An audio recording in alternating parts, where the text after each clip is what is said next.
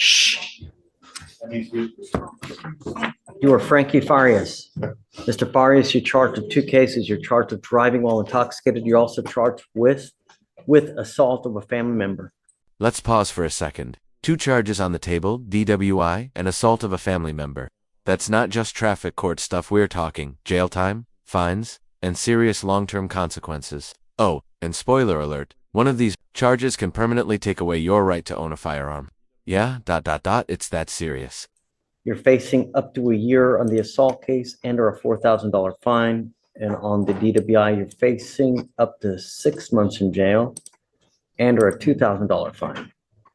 What have you guys worked out? So for he's pleading time served on the DWI, 13 months deferred on the assault conditions. Okay.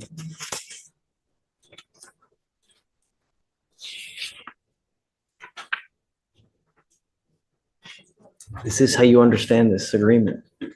I'm sorry.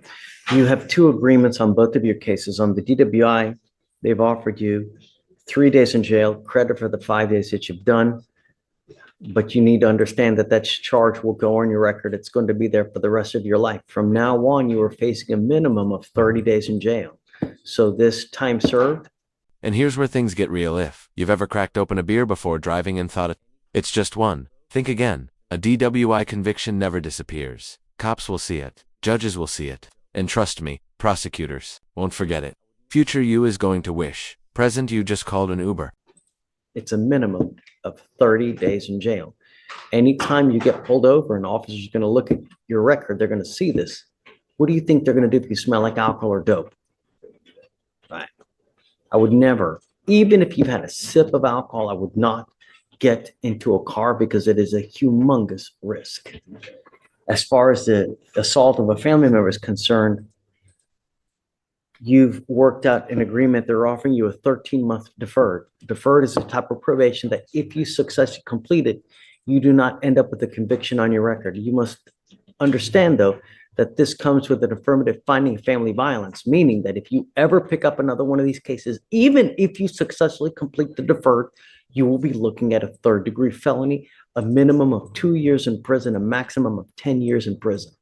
You can also never own a gun or ammunition as well. You will be signing this other piece of paper here, which is a written admonition that you are ineligible to possess a firearm or ammunition as a result of this plea bargain agreement as well. What you need to understand, it's firearm is a very loose term. So you need to understand, if you don't understand what a firearm is or what a weapon is, you need to talk to a lawyer because that's one of the conditions. Do you understand? Think judges are being too harsh. Reality check. They're legally required to lay out all the collateral damage that comes with a guilty plea. This isn't personal, this is protocol. But let's be honest, it still stings when the system starts, spelling out how your choices lock you into a future of restrictions and red flags. When you pick up criminal cases, there are a lot of collateral consequences, as you now see. It can impact you in ways that you never, ever see. That's why you need to strive to never pick up any kind of cases. And when you pick up multiple successive cases, it kills you. And now you're ending up with these things, with both of these. Anytime you come into a contact with an officer and they look at your record, you think that you'll get the benefit of the doubt. Be careful. That's all I'm going to tell you is be careful. Now, part of the agreement on the deferred, you need to also understand you give up nearly every right known to man by entering into this agreement. If you fail to live up to the terms of this agreement, we will issue a warrant for your arrest, put you in jail, and now you're looking at an entire year that you authorize to put you in custody if you violate this. You understand? For you to complete this successfully, you have to do a batterers intervention prevention program, what's called a BIP class. Quick audience pulse check. Is this guy taking responsibility or just deflecting? Sound off in the comments. Because this moment right here, classic courtroom tension between accountability, defensiveness, and the brutal honesty of the law. This is a 15-week, I'm sorry, is it 8? It's 18, right? 18-week class that you have to go to 1 time a week for 8. You don't have to do this. You can set your cases for trial if you don't want to do this. Well, look, if you have that kind of attitude and you go into it, Have an attitude, Judge, is just, I mean, I understand, I messed up. I messed up. It's no one's fault but mine. I understand that, but y'all really treated me like I'm constantly getting in trouble for it. I'm not. I mean, I understand. I got a DUI and I ended up catching another. criminal court, did you think this was going to be rainbows and gumdrops? No, I didn't think that. I'm just, it's just. And here's the thing though, Mr. Farius, what you need to understand is if you think it was bad here, that's what you're saying to me now. If you think it's bad now, wait till you get out there in the free world with even more conviction on your record.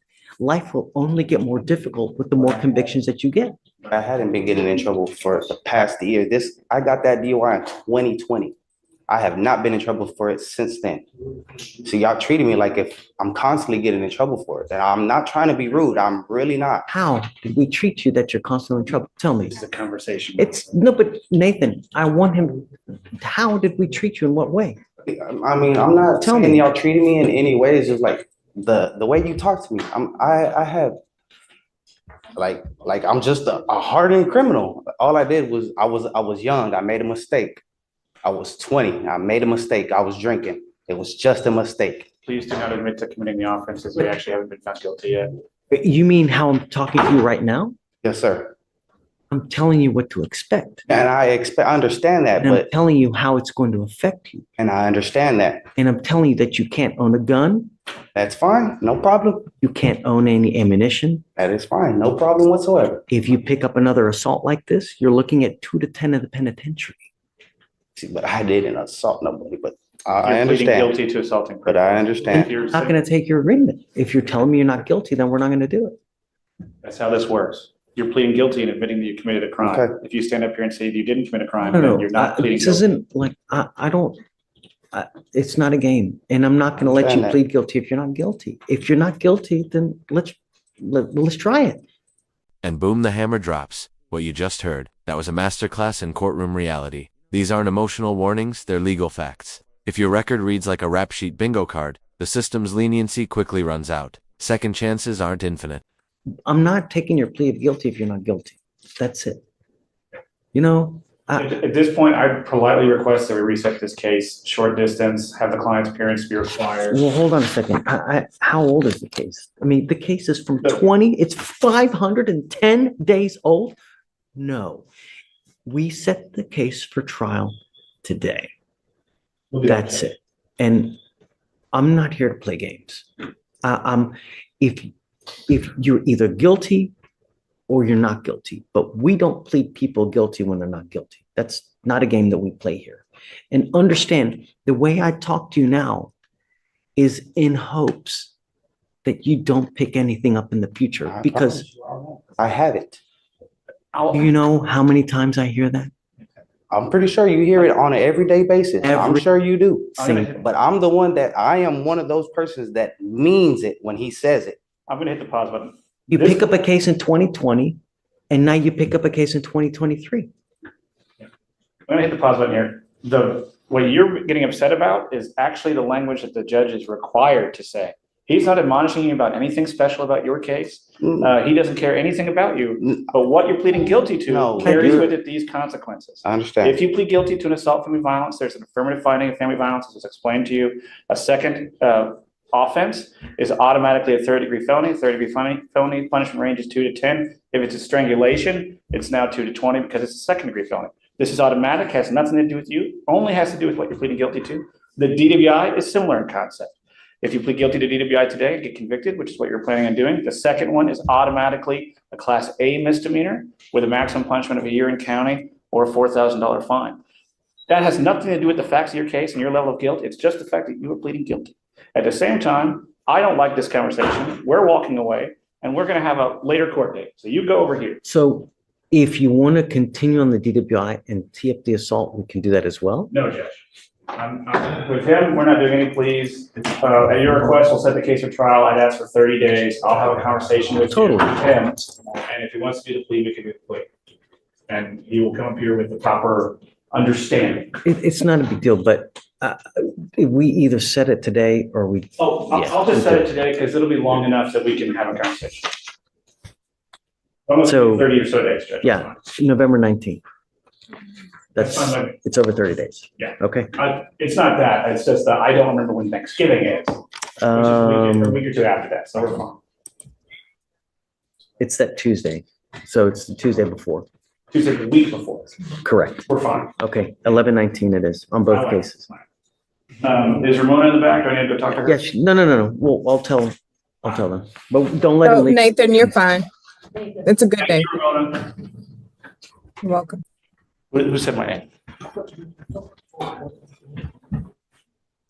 Yeah. This is Mr. Wiley, another plea, Your Honor. It's not a big deal. Good morning, Mr. Wiley. Good morning, sir. Mr. Wiley, you're charged with failure to identify oneself to a peace officer while being a fugitive from justice. That makes it a Class A misdemeanor. You're facing up to a year in jail and or a $4,000 fine. You guys have worked out an agreement. They're offering you 3 days in Harris County Jail. How much credit does he have? 71 days. 71 days credit that you already have. You're giving up a lot of rights by entering this agreement. You give up the right to a trial, right to compel witnesses to testify on your behalf, confront and cross-examine your accusers. If you're not a citizen, there are possible immigration consequences. You can be deported, excluded from the country, denied naturalization. You give up the right to appeal. Once you accept this agreement, you can never change this or undo this. It will go on your record and you can't take it off. Is this what you want to do? Yes, sir. You need to also understand, Mr. Wiles, that from now on, you will be facing a minimum of 90 days in jail for any cases that you pick up. Do you understand? Dealing with the same exact If you crime. pick up cases in the future, it's a minimum of 90 days in jail. Is this what you want to do? How do you plead to the offense, sir? I will find you guilty, sentence you to 3 days in jail, give you credit for the 71 days you've done. I will roll your call costs, you won't owe anything, and good luck to you, sir. Thanks. Thanks, sir. Good morning, ma'am. Ma'am, you were charged with theft. You're facing up to 6 months in jail and or $2,000 fine. You're going to do probable cause. You have the right to remain silent. Anything you say can or will be used against you. You have the right to have an attorney present. If you cannot afford one, one will be appointed to you, ma'am. Yes, Judge. On September 8th, 2024, an officer was dispatched to a target in Harris County, Texas regarding a theft. Upon arrival, the officer met with the complainant, the loss prevention manager, who advised the defendant had stolen from the business. The complainant advised that the defendant had entered the business with no merchandise and with a small pink fanny pack on her person. The defendant was then observed going to the style department and began making selections at the merchandise and then began going into the business fitting room. The defendant exited the fitting room and the style merchandise was not seen, and the defendant dumped the merchandise on the rack in the fitting room. The defendant was then observed going to the jewelry department, and the complainant advised the defendant was observed quickly selecting Kendra